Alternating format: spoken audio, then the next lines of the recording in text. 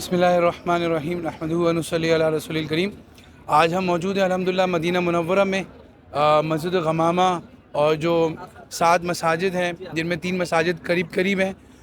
انہی کی لائن میں ہیں۔ یہاں ایک بازار ہے مدینہ منورہ کا، اور مورخین کا کہنا یہ ہے کہ یہاں پر ایک اہم واقعہ ہوا تھا جس کی طرف عام طور پر زائرین کی نظر نہیں جاتی۔ لوگ عموماً ان مساجد کی ہسٹری کو سامنے رکھتے ہوئے یہاں اس ایریا کو وزٹ کرتے ہیں، لیکن ہمارے وہ ناظرین جو خاص طور پر کاروبار سے وابستہ ہیں، جو معاشی سائیکل کا حصہ ہیں، ان کے لیے ایک بہت امپورٹنٹ بات یہ ہے کہ نبی کریم صلی اللہ علیہ وسلم نے یہاں پر سب سے پہلا اسلامی بازار قائم کیا۔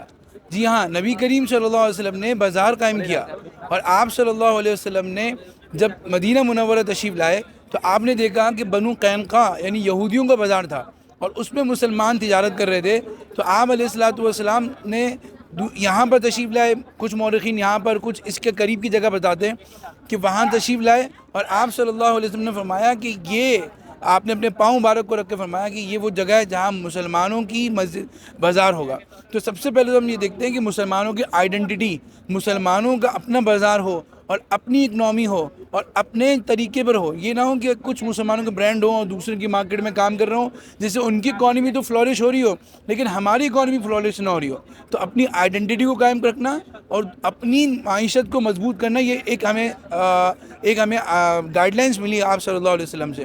دوسری، آپ صلی اللہ علیہ وسلم جب بازار بنایا تو آپ علیہ السلام نے فرمایا کہ اس بازار کے اندر نہ تو کسی پر تنگی کی جائے گی، نہ ہی کوئی ٹیکس امپوز کیا جائے گا۔ تو ایک فری مارکیٹ کا کانسیپٹ دیا کہ جس میں تاجر، آج دنیا بھر میں ڈیوٹی فری مارکیٹس کا تصور ہے، تو ایک تاجر کہ کس طرح وہ اپنی اکنامک ایکٹیویٹی کو آسانی کے ساتھ اسموتھلی انجام دے سکے، یہ تصور دیا،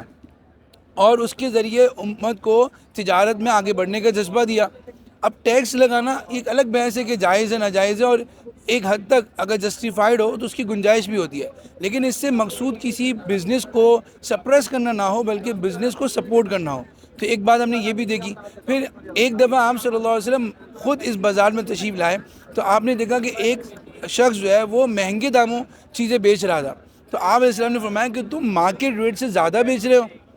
تو پھر جب اس نے کنفرم کیا تو آپ علیہ السلام نے فرمایا کہ جو شخص ہمارے بازار میں چیزوں کو امپورٹ کر کے لائے، اللہ تعالیٰ اس کو دنیا آخرت میں بہتری دے، اور آپ نے اس کو فرمایا کہ اس کو روزی ملے گی، اور وہ ایسا ہے کہ جیسے اللہ کے راستے میں جہاد کرنے والا۔ یعنی ہم بہت سے ہمارے امپورٹر ناظرین ہوتے ہیں، تو ہم امت مسلمہ کے لیے چیزیں بینیفیشل پروڈکٹس باہر سے لے کے آ رہے ہیں تو ان کا بڑا ثواب ہے، اور اللہ کے نبی صلی اللہ علیہ وسلم نے دوسری احادیث میں ان کو بڑی فضائل سنا ہے کہ اللہ ان کو روزی دیتا ہے، ان کو بخشش ہے ان کی، اور فضائل ہیں۔ لیکن آپ نے فرمایا کہ جو شخص ہماری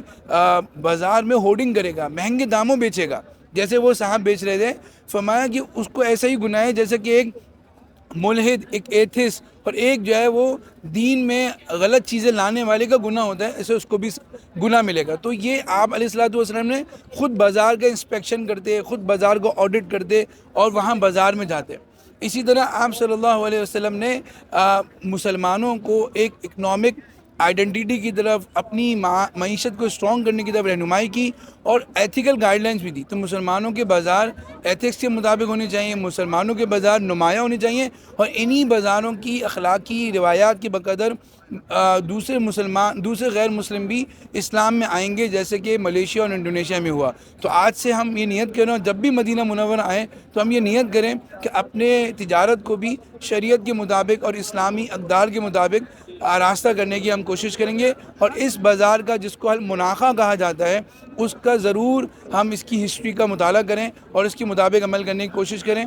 اللہ تعالی ہمیں حضور صلی اللہ علیہ وسلم کی اس سنت پہ بھی قائم رہنے کی توفیق عطا فرمائے، اور اپنے بازاروں کو سنت سے آراستہ کرنے کی توفیق عطا فرمائے۔